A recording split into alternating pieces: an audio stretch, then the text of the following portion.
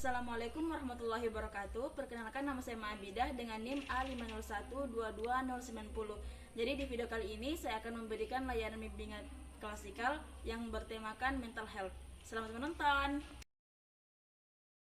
Baik, yang pertama, apa itu mental health? Jadi, kesehatan mental adalah kondisi kesejahteraan emosional, psikologis, dan sosial individu yang mencakup kemampuan seseorang dalam mengelola stres, menjalin hubungan yang sehat, beradaptasi dengan perubahan kehidupan, serta merasakan, memahami, dan mengatasi emosi. Jadi, kesehatan mental merupakan salah satu aspek penting dalam kesejahteraan hidup, namun seringkali dilupakan.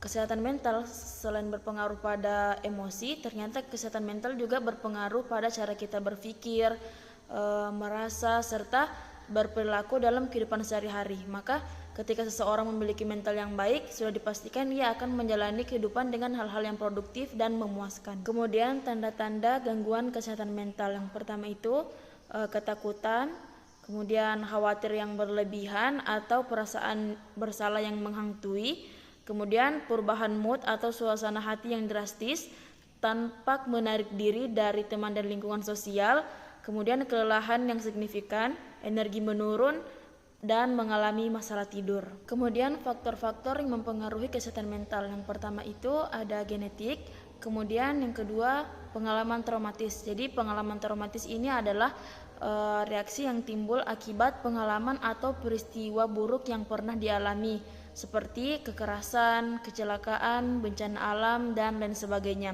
Kemudian ada stres dan tekanan hidup.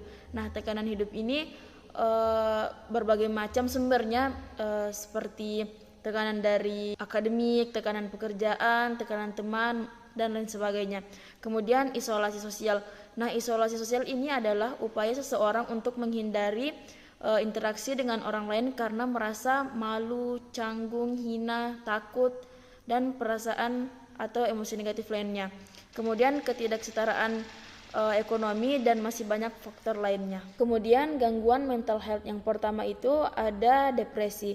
Jadi depresi ini adalah perasaan sedih yang mendalam, kehilangan semangat, lelah terus-menerus hingga ada keinginan untuk bunuh diri. Kemudian gangguan kecemasan, yaitu kecemasan yang berlebihan dan sulit dikontrol seperti fobia dan gangguan panik. Kemudian ada gangguan bipolar, yaitu perubahan suasana hati yang ekstrim dari fase mania atau semangat sekali ke fase depresi, yaitu sedih sekali hingga putus asa. Kemudian ada skizofrenia, yaitu gangguan yang mempengaruhi cara berpikir, merasakan, dan berperilaku. Contohnya halusinasi, delusi, yaitu merasa sering diawasi, pola pikir kacau, dan sebagainya. Kemudian ada obsessive compulsive disorder atau sering disebut OCD. Nah, OCD ini adalah pikiran obsesif yang tidak diinginkan dan perilaku kompulsif berulang. Kemudian ada post traumatic stress disorder, yaitu reaksi psikologis yang berlebihan karena pengalaman traumatis seperti kekerasan, bencana alam, kecelakaan, dan lain sebagainya. Kemudian ada upaya untuk meningkatkan kesehatan mental. Yang pertama itu tidur yang cukup, kemudian meditasi. Jadi meditasi ini adalah latihan untuk memusatkan atau menjernihkan pikiran hingga merasa aman dan tenang. Nah, untuk praktiknya itu 4-4-6. Jadi 4 ini yaitu 4 detik menarik nafas, kemudian 4 detik menahan nafas, kemudian 6 detik menghembuskan nafas melalui mulut. Terus ada olahraga dan menjaga kesehatan fisik, kemudian mengatur pola makan, menghindari kebiasaan buruk, kemudian memperkuat dukungan sosial, mengurangi stres, mengembangkan keterampilan coping, dan terapi psikologis. Nah, terapi psikologis ini ada beberapa. Yang pertama itu ada terapi humanistik. Jadi terapi ini mengedepankan pentingnya pengalaman pribadi dan kesadaran diri dalam proses penyembuhan.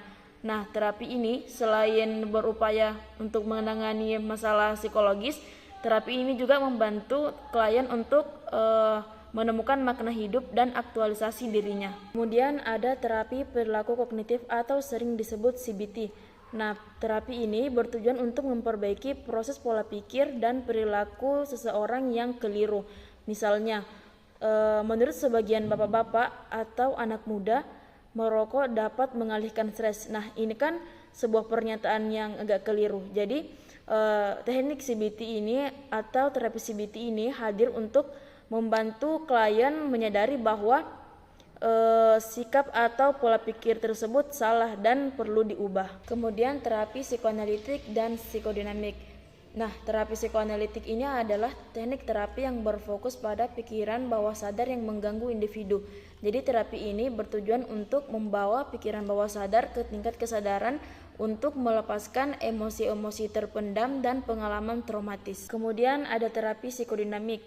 Nah, terapi psikodinamik ini adalah teknik terapi yang berfokus pada konflik pikiran bawah sadar dan masa lalu yang mempengaruhi perilaku dan emosi individu. Dan pendekatan ini didasarkan pada teori psikoanalitik yang menekankan pentingnya faktor bawah sadar dalam membentuk pikiran dan tindakan seseorang. Jadi sebenarnya tujuan utama dari terapi ini adalah untuk membawa konflik alam bawah sadar ke tingkat kesadaran sehingga dapat diatasi secara rasional. Kemudian peran dukungan sosial. Memiliki support system yang kuat dapat memberikan dorongan, harapan, dan rasa pemberdayaan. Dalam beberapa kasus, seseorang yang memiliki support system dapat membantu mencegah atau mengurangi penyakit mental. Jadi buat teman-teman silahkan cari support systemnya, entah itu dari kerabat keluarga atau dari teman atau mungkin dari pasangan. Oke? Itulah pemaparan layanan bimbingan klasikal dengan materi mental health. Terima kasih atas perhatiannya. Saya ucapkan assalamualaikum warahmatullahi wabarakatuh.